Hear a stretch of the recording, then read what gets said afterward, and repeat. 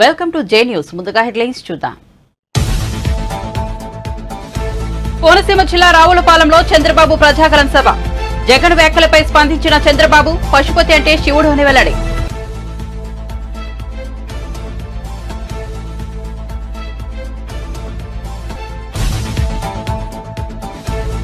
ఏడవ రోజు మేమంతా సిద్ధం బస్సు యాత్ర.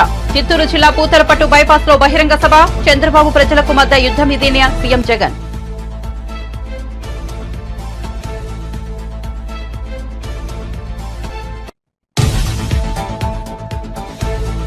ఏపీలో రాజకీయ దుమారం రేపుతోన్న పెన్షన్ల వ్యవహారం. సచివాలయాల్లో పెన్షన్లు అందిస్తున్న ప్రభుత్వం వృద్ధుల ఉసురు తగులుతుందంటూ చంద్రబాబుపై పేర్ని నాని ఫైర్.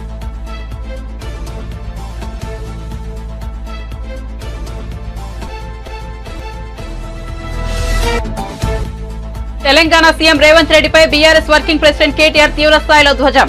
పరిపాలన తన చేతుల్లో లేదని రేవంత్ రెడ్డి మాట్లాడడం చాలా చిల్లరగా ఉందని కేటీఆర్ మండిపాటు.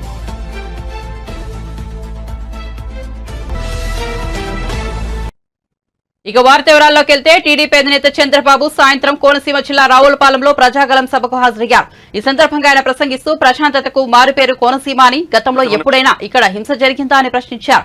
కానీ ఇప్పుడు రాష్ట్రంలో ఎక్కడ చూసినా అరాచకాలు జరుగుతున్నాయని, కబ్జాలు, దాడులు, హత్యలు, అక్రమ అరెస్టులతో ఏపీలో అస్తవ్యస్తంగా మారిపోయిందని ఆవేదన వ్యక్తం చేశారు. రాష్ట్రం మళ్లీ నిలబడాలి, రాష్ట్రానికి పూర్వ వైభవం రావాలన్న ఉద్దేశంతో మేము ముగ్గురం కలిసి మీ ముందుకు వచ్చామని చంద్రబాబు పొత్తుల గురించి మాట్లాడారు. ఈ ఎన్నికల్లో కూటమిదే గెలుపు అని, 100% మనమే గెలుస్తామని ధీమా వ్యక్తం చేశారు. వైసీపీని ఓడించి బంగాళాఖాతంలో కలపడానికి ప్రజలు సిద్ధంగా ఉన్నారని చంద్రబాబు వ్యాఖ్యానించారు. పవన్ కళ్యాణ్ గారని చెప్పి మీకు తెలియజేస్తున్నా.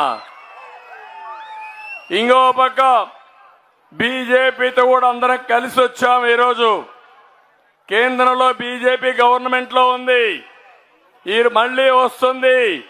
కానీ మా ఆలోచన ఈ రాష్ట్రాన్ని కాపాడుకోవాలి, దగాబడ్డ రాష్ట్రాన్ని మళ్లీ ఘాటిలో పెట్టాలనే ఉద్దేశంతో 3 రాజకీయ పార్టీలు కలిసి వచ్చాం. ఏం తమ్ముళ్ళు, రాష్ట్రం బాగుందా అని మిమ్మల్ని అడుగుతున్నా. రోడ్లు బాగున్నాయని మిమ్మల్ని అడుగుతున్నా. ఎక్కడైనా అభివృద్ధి ఉందా అని మిమ్మల్ని అడుగుతున్నా. ఎక్కడైనా మీకు ఉద్యోగాలు వచ్చాయని మిమ్మల్ని అడుగుతున్నా. ఎక్కడికి పోతున్నాం అర్థం కాని పరిస్థితి. అందుకే మా ఆలోచన ఒకటి, ప్రజలు గెలవాలి, రాష్ట్రం నిలబడాలి, మళ్లీ పూర్వ వైభవం రావాలనే ఉద్దేశంతో మేము ముగ్గురం కలిసి మీ దగ్గరకు వచ్చాం. ఆశీర్వదించమని మిమ్మల్ని అందరినీ మరొక్కసారి విజ్ఞప్తి చేస్తున్నా. నిన్న ముఖ్యమంత్రి మాట్లాడుతున్న ఒక మాట అన్నాడు, పశుపతి అన్నాడు. అన్నాడా లేదా? ఆ మాట విని నవ్వుకున్నా. నేనేం ఆశ్చర్యపోలేదు. పశుపతి అంటే ప్రపంచాన్ని కాపాడినటువంటి శివుడు. అందుకే నేను శివ అవతారం ఎత్తాను. నేను ఆ మాట కూడా అంగీకరిస్తున్నా. ప్రపంచాన్ని రక్షించడానికి ఆ శివుడు విషాన్ని కూడా గొంతులో పెట్టుకొని ప్రపంచాన్ని రక్షించాడు. అవునా కాదా అని మిమ్మల్ని అడుగుతున్నా. నేను కూడా 5 సంవత్సరాలు మీరు చూశారు, ఎన్ని దాడులు, ఎన్ని దోపిడీలు నా మీద మాట్లాడినా, లేకపోతే మిత్రుడు పవన్ కళ్యాణ్ గారిని అడుగడుగున ఇబ్బందులు పెట్టారా లేదా అని మిమ్మల్ని అడుగుతున్నా. భయపడ్డామా మీకోసం? అరెస్టులకు ఏమైనా భయపడి ఇంటికి పారిపోయామా మేము? అందుకే నేను భరించా. ఎన్నో అవమానాలు పడ్డా, శారీరకంగా, మానసికంగా, కుటుంబ పరంగా కూడా అందరిని హింసించారు. కానీ ఒకే డిటర్మినేషన్, ఒకే ఆలోచన, మళ్ళీ తెలుగు జాతిని కాపాడుకోవాలి.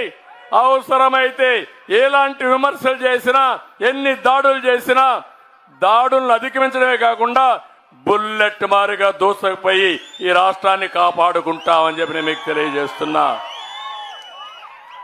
అందుకే ఈరోజు నేను ఒకే సవాల్ విసురుతున్నా ఈ ముఖ్యమంత్రికి. నువ్వు ఆ రోజు మద్యపాన నిషేధం అన్నావు, అన్నాడా లేదా? ఇక్కడ ఉన్న ప్రజలందరినీ సూటిగా అడుగుతున్నా, జగన్ ఎన్నికల ముందు ఏం చెప్పాడు తమ్ముళ్ళు అని అడుగుతున్నా మిమ్మల్ని. జగన్ కు చంద్రబాబుకు జరుగుతున్న యుద్ధం కాదు ఎన్నికలు. ప్రజలను మోసం చేయడమే అలవాటుగా పెట్టుకున్న చంద్రబాబుకు ప్రజలకు మధ్య యుద్ధం జరుగుతోందని ముఖ్యమంత్రి వైఎస్ జగన్మోహన్ రెడ్డి అన్నారు. ఈ యుద్ధంలో నేను ప్రజల పక్షాన ఉన్నానన్నారు. మేమంతా సిద్ధం బస్సు యాత్రలో భాగంగా 7వ రోజు బుధవారం సాయంత్రం చిత్తూరు జిల్లా పూతలపట్టు బైపాస్ లో నిర్వహించిన బహిరంగ సభలో ఆయన మాట్లాడుతూ పూతలపట్టులో జనమహాసముద్రం కనిపిస్తోందన్నారు. మన చిత్తూరు జిల్లాలో ఈరోజు నాకు ఇక్కడ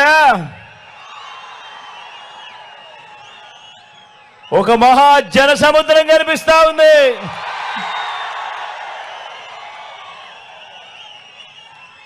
ఇది ప్రజల సముద్రం. జరగబోతా ఉన్న మహాసంగ్రామంలో మంచి వైపున నిలబడి యుద్ధం చేయడానికి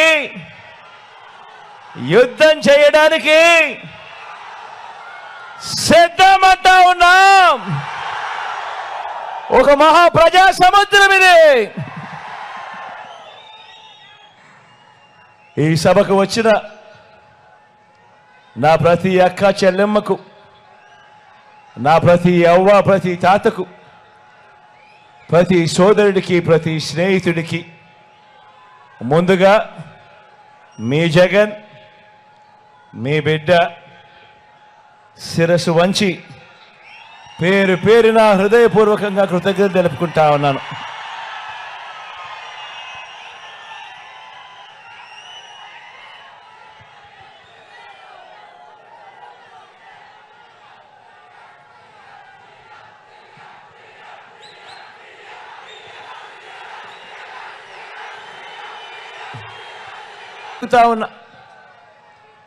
ఎన్నికలు జరగనున్నాయి. రాష్ట్రంలో ఉన్న ప్రతి ఒక్కరికి 2 ప్రత్యామ్నాయాలున్నాయి. విశ్వసనీయత ఒకవైపు, మోసం మరోవైపున ఉన్నాయి. నిజం ఒకవైపున, అబద్ధం మరోవైపున ఉన్నాయి.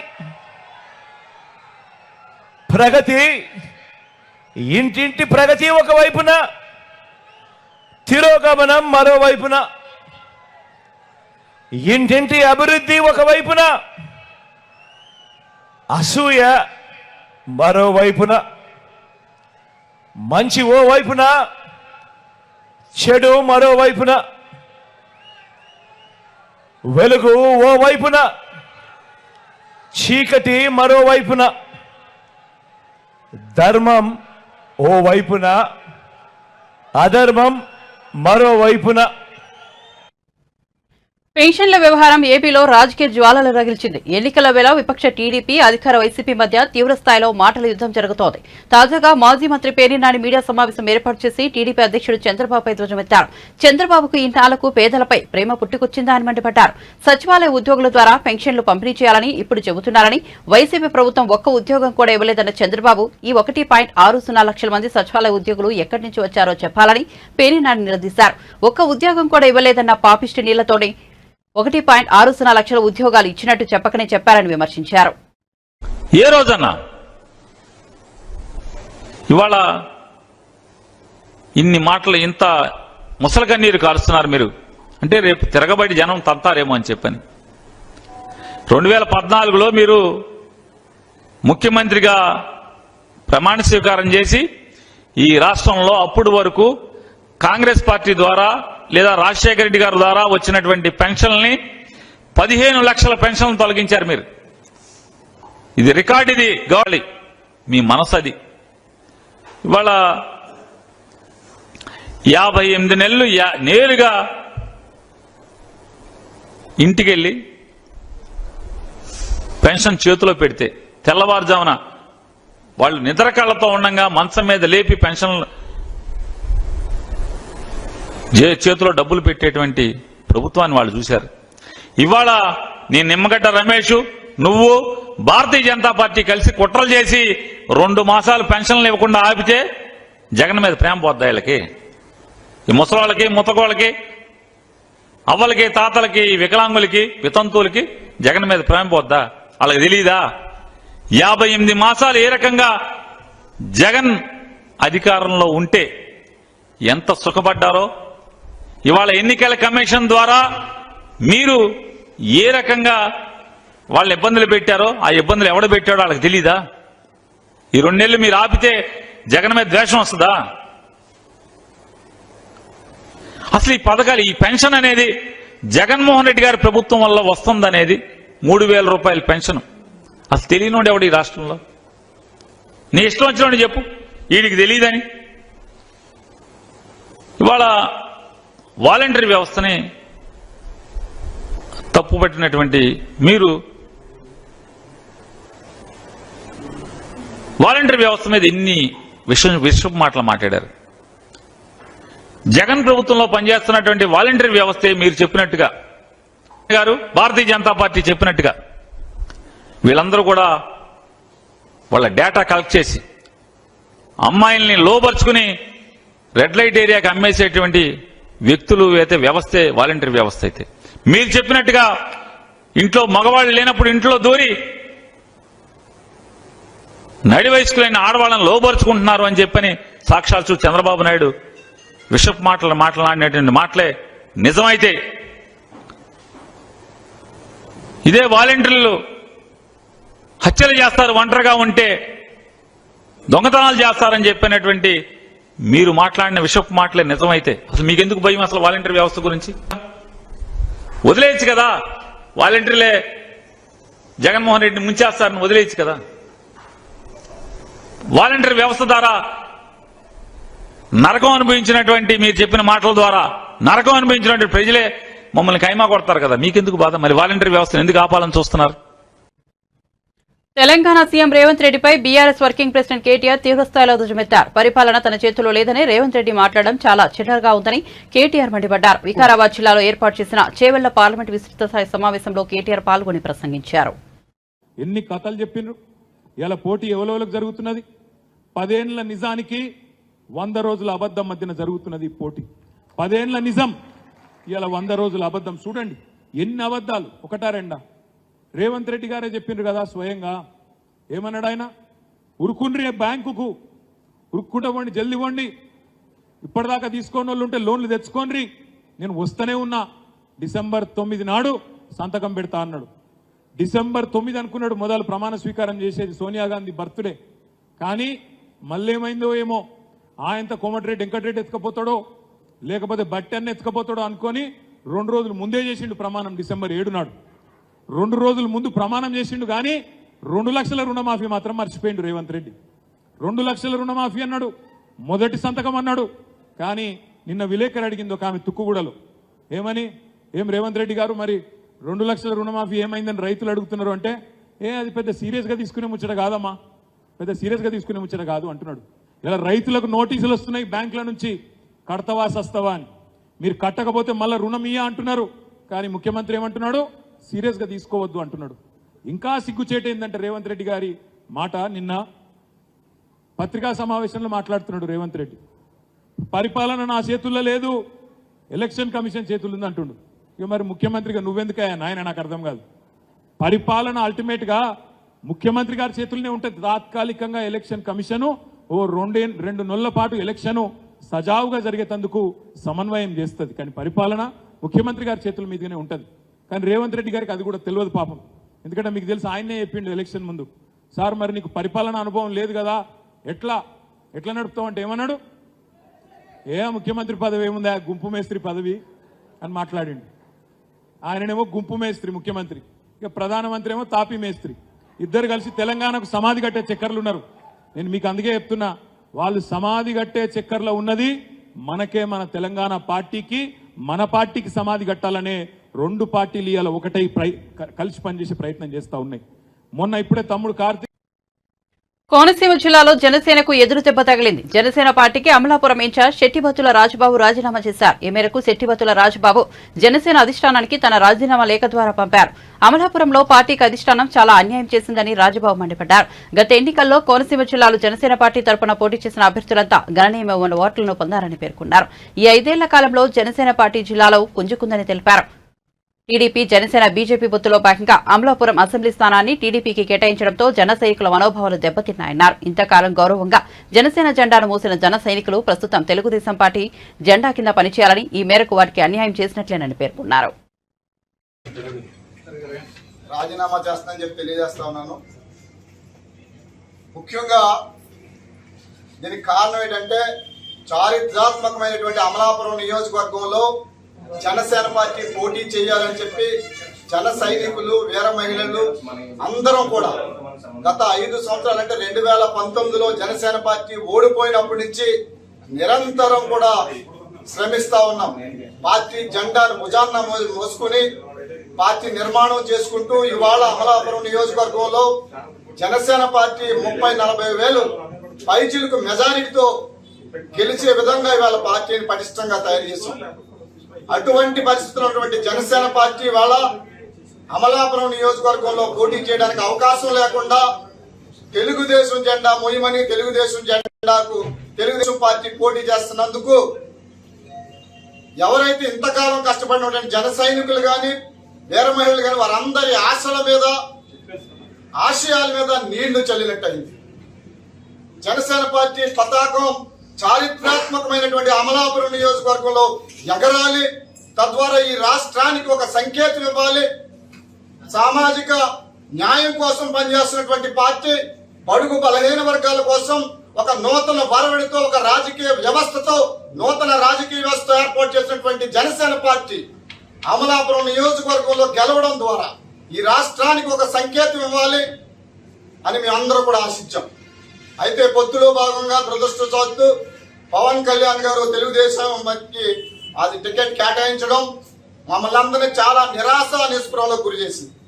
ఇవాళ తెలుగుదేశం కంటే కూడా బలమైనటువంటి పరిస్థితుల్లో ఇవాళ జనసేన పార్టీ ఉంది. అక్కడ తెలుగుదేశం పార్టీ వారు గతంలో తెలుగుదేశం పార్టీ టికెట్ ఇవ్వకపోతే జనసేన పార్టీ కనిస్తే ఎస్సీలు మొత్తం కోనసీమ పార్లమెంట్ అంతా కూడా, అమలాపురం పార్లమెంట్ కూడా ఎస్సీలు చేయరు పార్టీకి, లేదా బీసీలు చేయరని చెప్పి ఒక దుష్ప్రచారం చేసింది.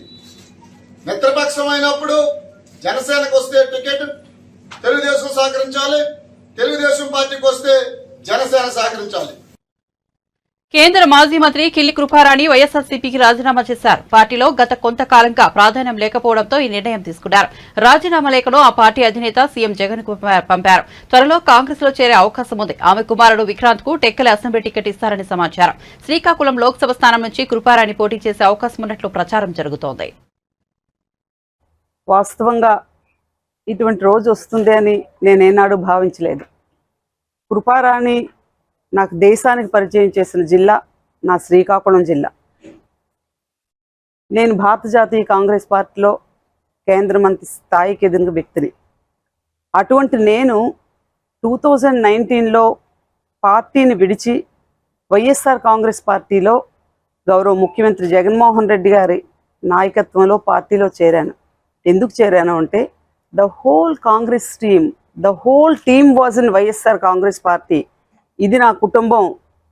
ముఖ్యమంత్రి వైఎస్ జగన్మోహన్ రెడ్డి గారు నా తమ్ముడు, రాజశేఖర రెడ్డి గారి తనయుడు, విలువలు, విశ్వసనీయత, విలువిచ్చిన, గౌరవించిన మనిషి. నా కుటుంబంలో చేరుతున్నాను. అమ్మ ఒడిలోంచి జారిపడి కేంద్ర మంత్రి స్థాయిలో తమ్ముడు దరికి చేరాను. నేను పార్టీలోకి వచ్చే ముందర ఎవరైతే నాకు పార్టీలో జాయిన్ చేయించారో వారు నాకు ఇచ్చే హామీ ఏంటంటే special representative to AP government at New Delhi, that was at cabinet rank post, మీకు ఇస్తామమ్మా అని తీసుకువెళ్ళారు. కానీ షార్ట్ పీరియడ్ ఎలక్షన్కి దగ్గరలో ఒక 6 నెలల ముందర నేను జాయిన్ అయ్యాను. సీఎం గారు నాకు చెప్పే మాట ఏంటంటే, కృపమ్మ నీకు తగిన విధంగా నేను గౌరవిస్తానని వారు చెప్పారు. గౌరవ రాజ్యసభ సభ్యులు విజయసాయిరెడ్డి గారు ఫోన్ చేసి, అమ్మ మీకు సీఎం గారు పార్లమెంట్కి కంటెస్ట్ చేయమంటున్నారని వారు చెప్పారు. It was in 2019. కృపమ్మ నీ బ్రెయిన్లో ఉన్న ఆ ఎక్స్ యూనియన్ మినిస్టర్ అనే చిప్ తీసి పడిస్తేనే నువ్వు కార్యకర్తల్లో కలిసి మిగతా వాళ్ళలో కలిసి పనిచేయగలవు. ఆ చిప్ నీ బుర్రలో ఉన్నంతకాలం నీకు ఒక ఈగో ఫీలింగ్ వస్తుందేమో అన్నది నా భావన అనగానే ఆ చిప్ తీసి లోటస్ పాండ్లో నేను పడేయటం జరిగింది. సీఎం గారు తగిన విధంగా గౌరవిస్తానన్నారు.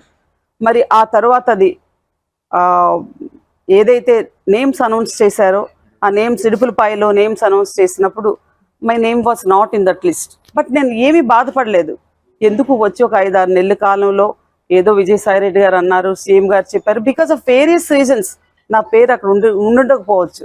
సీఎం గారు ఒకటే మాట చెప్పారు, చిప్ తీసి పడేయమన్నారు, కార్యకర్తలా పనిచేశారు. పార్టీ ప్రెసిడెంట్ నాకు ఇచ్చారు, ఎందుకు ఇచ్చారో తెలీదు, ఎందుకు తీశారో తెలియదు. ఎందుకు ఇచ్చారో తెలియదు అని నేను ఎందుకు అంటున్నానంటే, ఒక పార్టీ ప్రెసిడెంట్గా నా నియోజకవర్గంలో ఒక మండలంలో ఒక మండల కాంగ్రెస్ ప్రెసిడెంట్ కూడా వేయటం అన్నది it was happened without my knowledge. Any other political పార్టీలో ఒక ఆర్గనైజేషన్లో ఒక పార్టీ ప్రెసిడెంట్ తెలియకుండా మండల వైసీపీలు చేర్చడం నేను ఎక్కడ చూడలేదు. అది హ్యాపెన్ అయింది.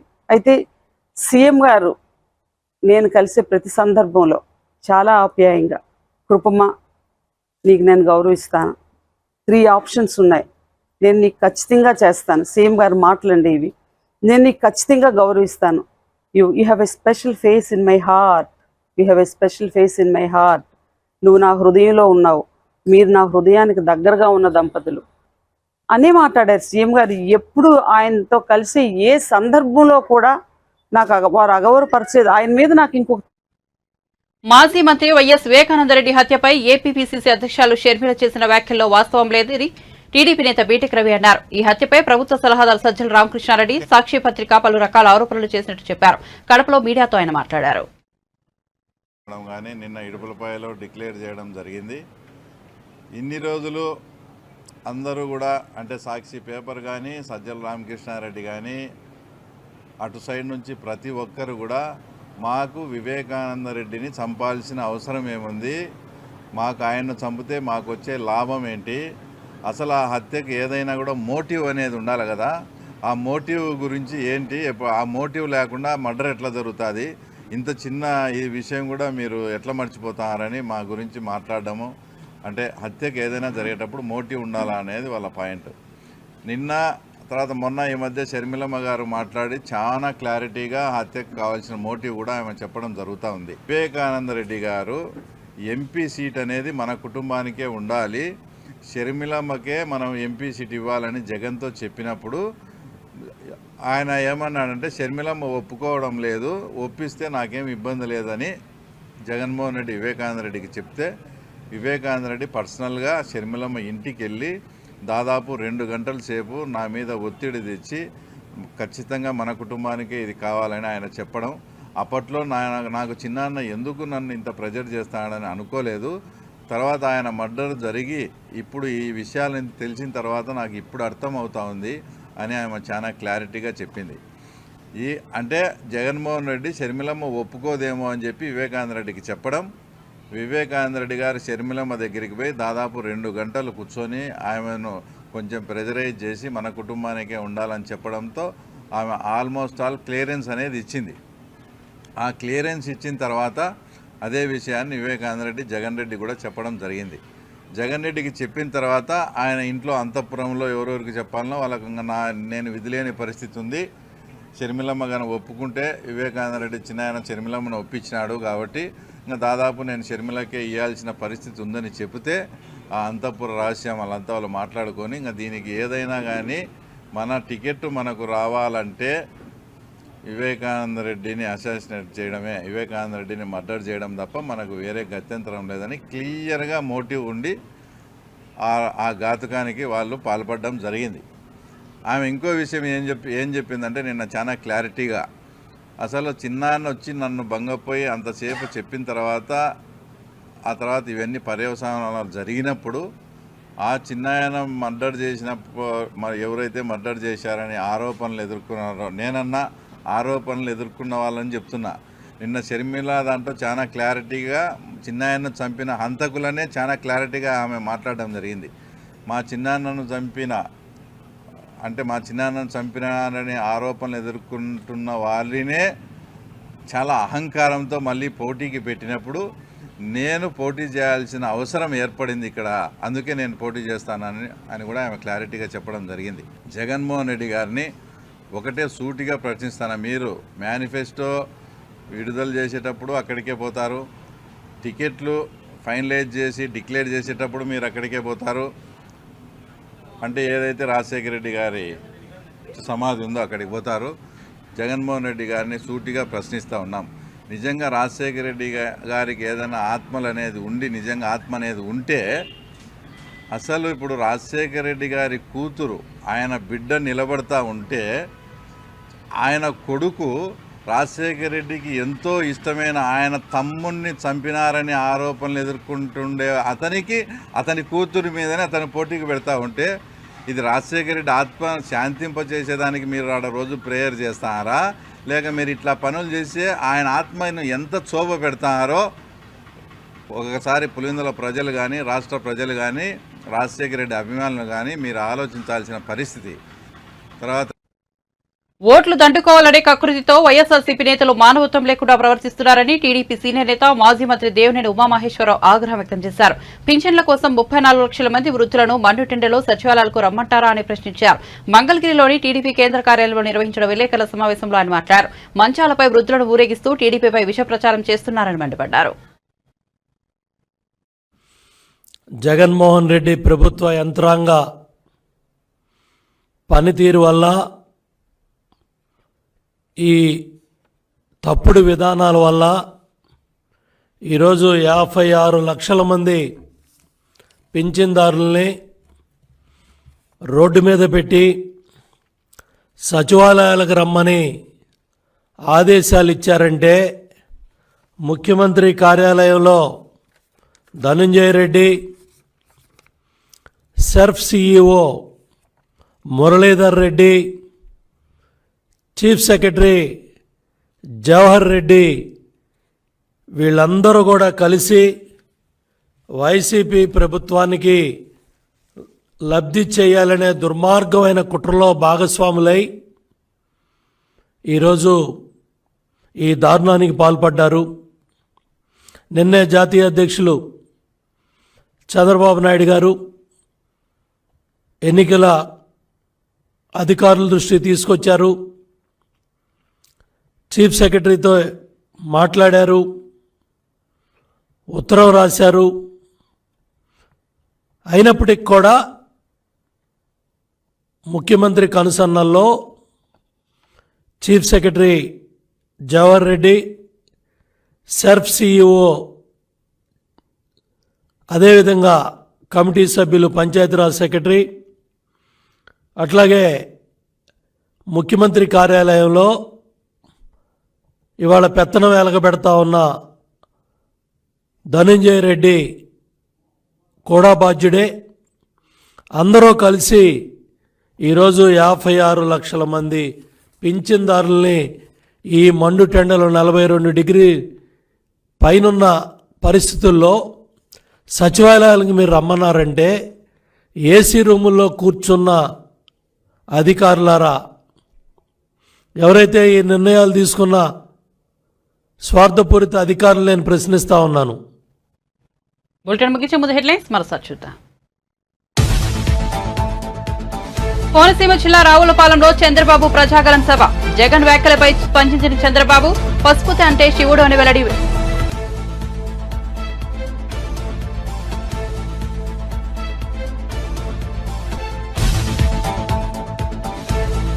ఏడవ రోజు మేమంతా సిద్ధం బస్సు యాత్ర. చిత్తూరు జిల్లా పూతలపట్టు బైపాస్ లో బహిరంగ సభ. చంద్రబాబు, ప్రజలకు మధ్య యుద్ధం ఇది అన్న సీఎం జగన్.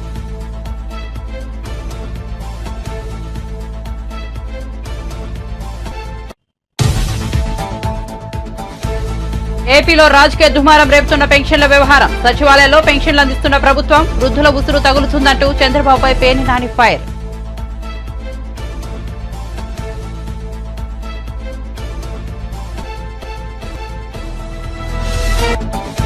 తెలంగాణ సీఎం రేవంత్ రెడ్డిపై బీఆర్ఎస్ వర్కింగ్ ప్రెసిడెంట్ కేటీఆర్ తీవ్రస్థాయిలో ధ్వజం. పరిపాలన తన చేతుల్లో లేదని రేవంత్ రెడ్డి మాట్లాడడం చాలా చిల్లరగా ఉందని కేటీఆర్ మండిపాటు.